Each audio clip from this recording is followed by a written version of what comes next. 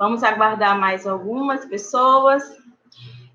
Hoje eu vou falar com vocês sobre gênero, redação do Enem, mas antes disso eu quero trabalhar uma dificuldade que eu percebo em muitos alunos, e na aula passada, eu acho que foi a Sofia que apresentou essa dificuldade me questionando, diferença de tipo e de gênero. Então, essa aula eu vou detalhar bastante para vocês a diferença de tipo textual e gênero textual, certo? Hoje eu trouxe uma aula bem mais sistematizada para vocês, para tirar dúvida relacionada a essa questão de tipo textual e gênero textual. Eu comentei com vocês na aula passada o que fez com que a redação do Enem se tornasse um gênero textual. Vocês lembram disso? Para que um texto torne-se um gênero, ele precisa de ter certas características que são fundamentais. Vou repetir essas características. O que torna uma produção definida como gênero textual é a estrutura dessa produção, o contexto sociocomunicativo dessa produção, a finalidade dessa produção de texto, para quem, o público-alvo dessa produção textual, principalmente a questão do emissor, do receptor, quem está emitindo essa produção. Então, tudo isso são características que são analisadas na hora de dizer, não, isso aqui constitui-se um gênero textual ou não constitui-se um gênero textual, certo? Agora, para nós relembrarmos também a questão de tipologia, então eu comentei com vocês que nós temos 5 tipologias textuais, as mais utilizadas. Então, vou falar com calma hoje, para que vocês possam anotar isso aí. Por que eu falei assim, são as mais utilizadas? Porque há algumas teorias, alguns teóricos, que colocam de 6 a 10 tipologias. Mas eu quero trabalhar aquelas que são, alguns só falam que são 4, as mais importantes. Mas eu vou trazer para vocês 5, eu considero 5 as mais importantes. A narração. Qual é a estrutura de um texto narrativo? Bora lá. Primeiro, você tem de pensar na questão de um narrador, se é um narrador onisciente, se ele é onipresente, se é em primeira pessoa, se é em terceira pessoa, certo? Ainda na narração, que outra característica que você precisa analisar? Precisa ter um espaço. Onde isso está acontecendo? Precisa ter personagem. Quais são as pessoas envolvidas aí nesse cenário? Tempo, esse tempo é cronológico, a gente pode falar, ele começou ontem, terminou um mês depois, ou esse tempo ele é um atemporal, aquele tempo psicológico que nós costumamos dizer. Textos de Clarice Lispector, tem outros autores mais atuais, que você começa a ler as narrativas, você não sabe se é um presente, se ele está num passado, se a personagem é pequena, se ela já está idosa. Não tem os filmes que começam do final? Vem aquela cena e daqui a pouco já vai lá para a infância. Então, quando não tem essa sequência lógica, nós falamos que é atemporal. E não é um tempo cronológico, certinho? A narração tem essas características, essa tipologia textual. Nós temos a outra tipologia chamada de descritiva. A tipologia descritiva, ela tem como principal característica o quê? A subjetividade. Por quê? Porque a subjetividade vai depender do que você acha, e cada pessoa que vai dizer se é bonito, se é feio. A descrição de um objeto vai partir sempre da ótica de quem está descrevendo, certinho? Uma sala para algum pode ser quadrada, o outro já vai olhar e falar, nossa, a sala aqui é retangular. Tá? Então, tudo vai depender da percepção de cada um. Então, o texto descritivo, ele marca subjetividade, ele usa muitos verbos no presente do indicativo, certo? Por exemplo, o aluno é alto, é baixo, gosta de estudar, gosta de redação, certo? Então, quando você começa a descrever, geralmente, a maioria dos verbos, eles estão na primeira pessoa, ou eles estão no presente, e muitos adjetivos. Então, o que marca a tipologia descritiva é a utilização de muitos adjetivos. Depois, nós temos a tipologia que nós chamamos de injuntiva. Essa tipologia injuntiva, ela está mais para quê? Para ordenanças, para instruções. E o que vai marcar essa tipologia? Principalmente os verbos no imperativo, certo? Por exemplo, faça, venha, assista, não perca a aula da professora Sandra, certo? Então, quando eu os convoquei para a aula de hoje, coloquei não perca, participe, se inscreva, aquela chamadinha que eu fiz ali convidando vocês é uma chamada injuntiva, uma tipologia injuntiva, certo? E a outra tipologia que nós temos é a dissertativa. Eu coloco 5, mas nós temos os teóricos que dividem, porque eu uso a dissertação chamando apenas de uma tipologia, mas aqueles que dividem, porque a dissertação ela pode ser expositiva ou ela pode ser argumentativa. E o que diferencia a exposição da argumentação? Acredito que vocês aí já devam saber.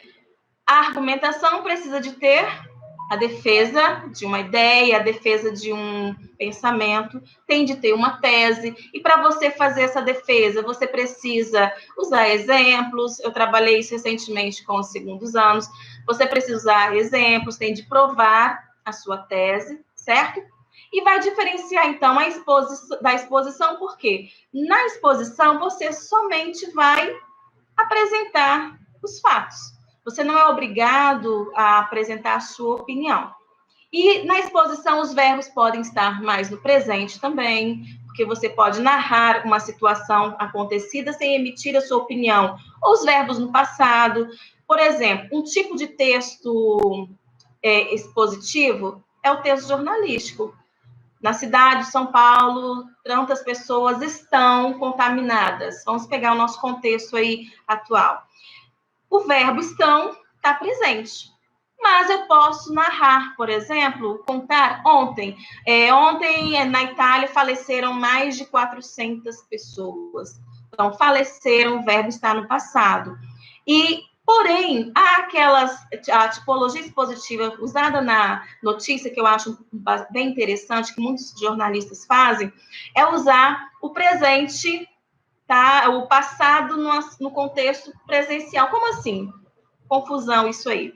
Quando você fala, vamos pegar uma partida de futebol. Por exemplo, um time, citem para mim o time. O primeiro time que vocês escreverem, eu falo. Qual time que vocês querem que eu use como exemplo? Qual é o time mais famoso aí do Brasil? Quem digita aí rapidinho? Ou não há um mais famoso? Vamos lá. Quem vai colocar o primeiro time aí? Bora lá, Ultra. Flamengo. Então, vamos... Fala para mim um adversário do Flamengo. Um adversário, assim, bem ferrenho. Bora lá. Pode ser o Vasco? Flamengo contra quem? Bora lá. Curitiba. Bora, vamos colocar o Curitiba. Então, vamos supor que ontem tenha acontecido uma partida. Aí o jornalista, para dar uma questão de sensacionalismo, ele coloca assim, olha, Flamengo vence Curitiba por 3-2. Um exemplo. Curitiba é bom assim? Ele conseguiria fazer 2 gols lá no Flamengo? Sim ou não? Nem conheço. Então, o jogo aconteceu, foi ontem, mas o jornalista ele fala, Flamengo vence. E o verbo vencer está no presente. Então, essa é uma característica que nós temos que é um passado recente, e eles usam o presente com essa ideia de passado. Uma coisa que na oralidade nós fazemos muito. Você vai à casa, vamos supor que eu tenha combinado, o Enzo combinou com um colega de ir à casa dele. Assim, amanhã vou. Amanhã eu vou, só que o voo é presente. E você usa o voo como um futuro, de amanhã. Só que isso é tão natural ultimamente que ninguém te corrige. O correto seria dizer o quê? Amanhã irei, com o futuro. Mas nós falamos, amanhã eu vou, amanhã eu passo, em vez de dizermos amanhã passarei. E isso é o dinamismo da língua, né? Que eu acho interessante, essa beleza que a língua tem de ser dinâmica, não ser estática. Mas alguns probleminhas, apesar dessa beleza, a gente acaba levando para o texto. Por isso que a gente precisa se policiar, que uma coisa é a linguagem oral, outra coisa é a linguagem escrita. Por isso que lá no primeiro tópico, a primeira competência da redação do Enem fala que vai avaliar vocês em quê? Na modalidade escrita culta da língua. Olha só. Modalidade escrita, tem que ser culta. Então, você precisa ficar atento que há uma modalidade informal que um grupo mais elitista utiliza, certo? Porém, lá no Enem tem que ser a modalidade culta, não essa informal. Voltando, então, aqui para a nossa tipologia, eu falei da descritiva, vamos ver se falta mais alguma. Eu falei toda assim? Narrativa, expositiva, descritiva, falta acho que só a prescritiva. Então, o que seria essa tipologia prescritiva? É aquela tipologia que não tem como fugir. Exemplo, o regulamento. O regulamento da escola é esse. Um ofício. O governo, se eu não me engano, saiu uma nota, não é isso? Falando que os estabelecimentos deverão ser fechados por 15 dias. Não é isso que acontece? E aí, é uma norma. Isso é prescritivo, ninguém pode desobedecer. Não dá a você o direito de não obedecer, porque se você não obedecer, você será punido. Então, a diferença do prescritivo para o injuntivo, que o injuntivo ele pode ser uma sugestão. Há colegas, muito amigos, que começam a desabafar um com o outro, falam assim, olha, se eu fosse você, não iria. Então, olha só, você trabalha com a ideia de suposição, de hipótese. Se eu fosse você, faria tal coisa. O texto injuntivo pode te dar, então, essa possibilidade de ser mais maleável, de trabalhar com a possibilidade. Já a prescrição, não. Ela precisa ser obedecida. Caso você infrinja, você é penalizado. Tranquilo até aqui, pessoas? 5 tipologias. Agora, só quero retornar, vocês que fizeram as anotações, agora eu quero citar exemplos de cada uma dessas tipologias. Então, tipo, eu falei para vocês 5, porém, gênero, existem muitos. Lembram disso que nós comentamos na aula passada?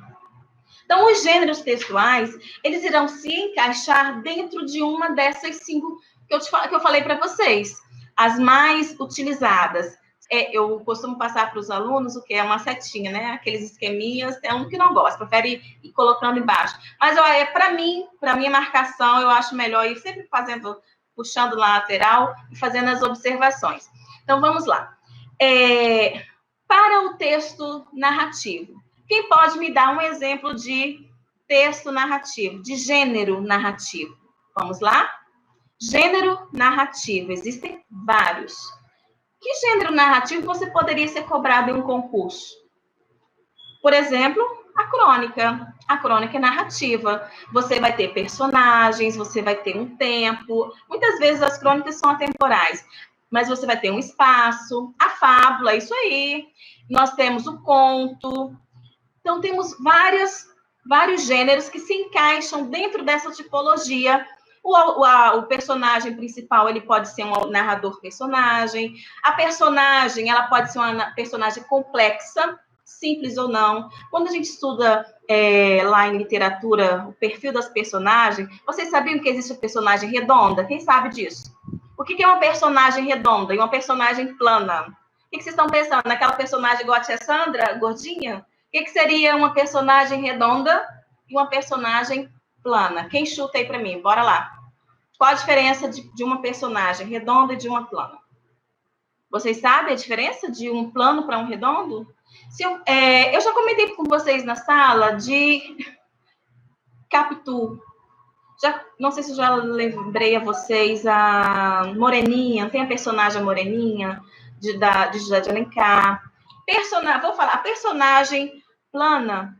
Eu acho que isso acontece com vocês. Quem gosta aí de assistir a filmes ou a novelas, tem personagem que na primeira cena você já observa assim, com essa personagem vai acontecer isso, já sei até o final dessa novela. Essa aí vai brigar com não sei quem, ou ela vai ficar... Você já começa a fazer as deduções do que pode vir a acontecer, porque você já analisou o perfil dessa personagem.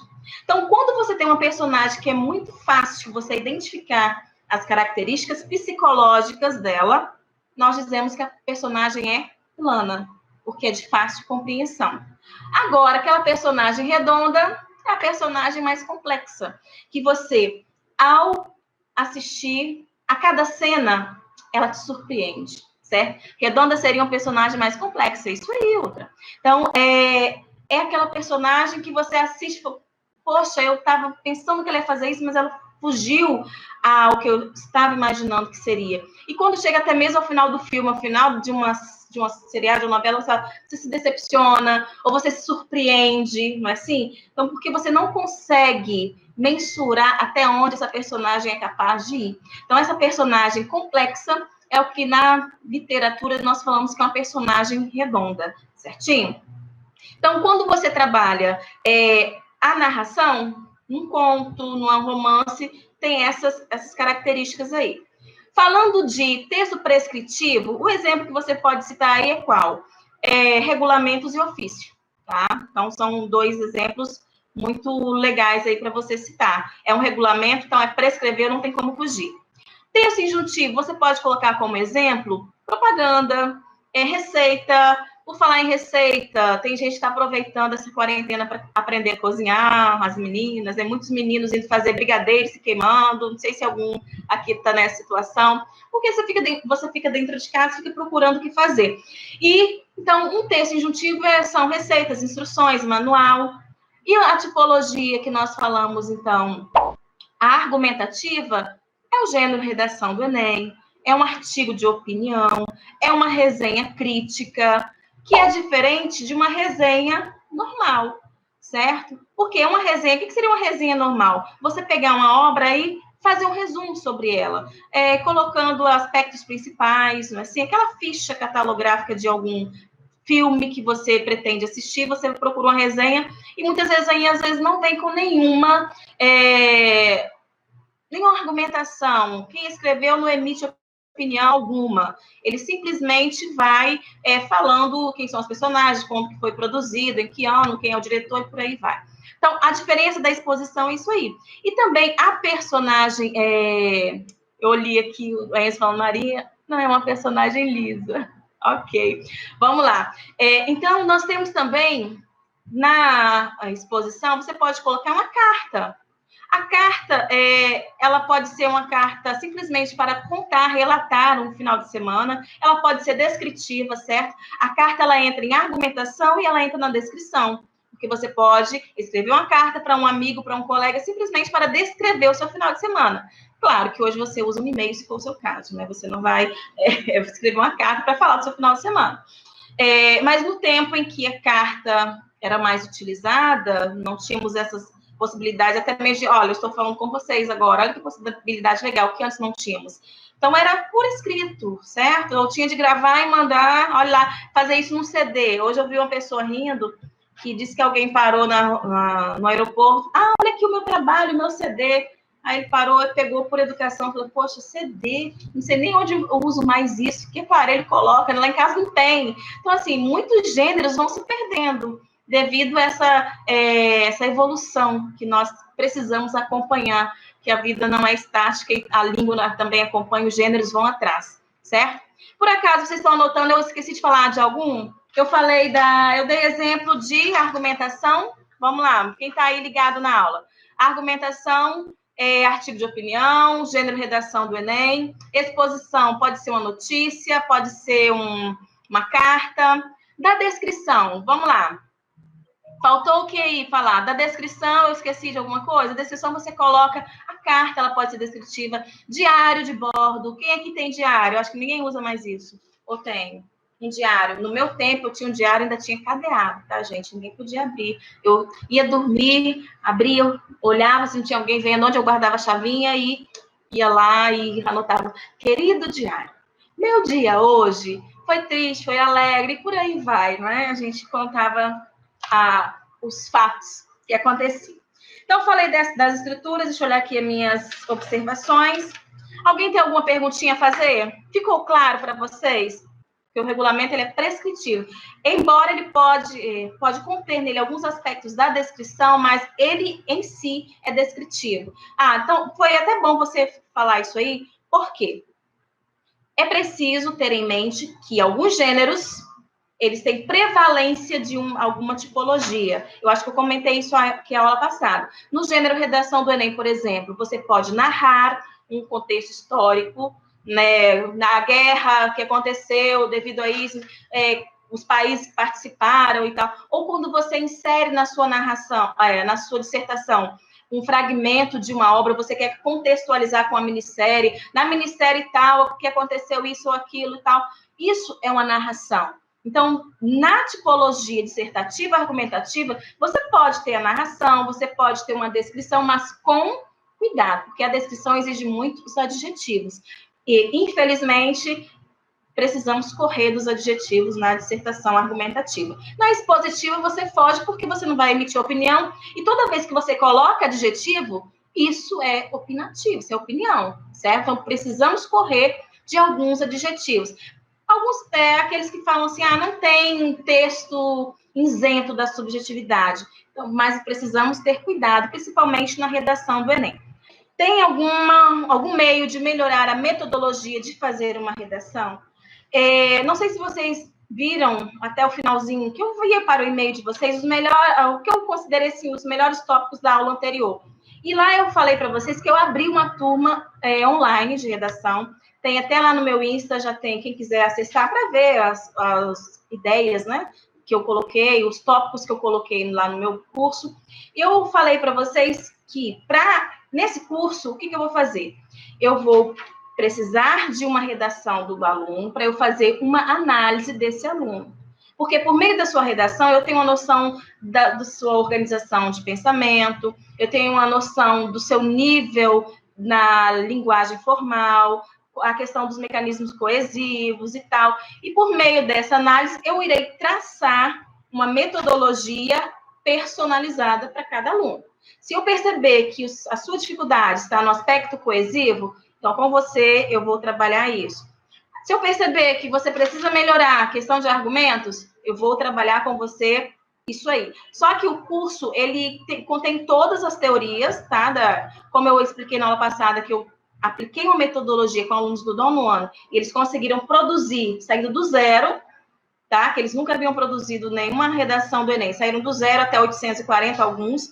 Então, eu vou usar a mesma metodologia no curso, serão mais de 30 módulos, e teremos aulas práticas também. E para cada aluno, por isso que eu abri poucas vagas, não vou pegar muito aluno, porque vai ser uma mentoria. Vai ser o carrinho, eu abri carrinho na Hotmart, semana que vem eu já fecho. Então, quem comprar vai ficar comigo até o Enem. Então, você vai produzir uma redação por semana, cada redação eu vou analisar, a cada 15 dias nós vamos fazer um webinário juntos, uma videoconferência, e eu respondendo a você, tá, Gabriel? Por que eu estou falando isso?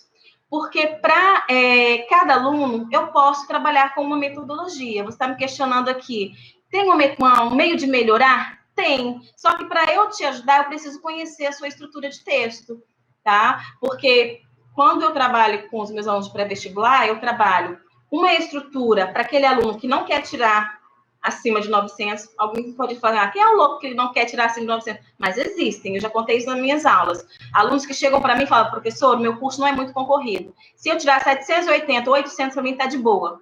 Então, para esse aluno que quer que até 800, para ele está bom, eu elaborei uma estrutura e tem para esse aluno uma metodologia. Agora, para aquele aluno meu que fala, não, Sandra, eu quero a medicina e eu preciso tirar acima de 900. Para esse aluno, eu tenho uma outra metodologia, certo? Então, existe meio, sim, Gabriel, de melhorar, mas vai depender. No meu caso, eu gosto de trabalhar mais individualizado, tá?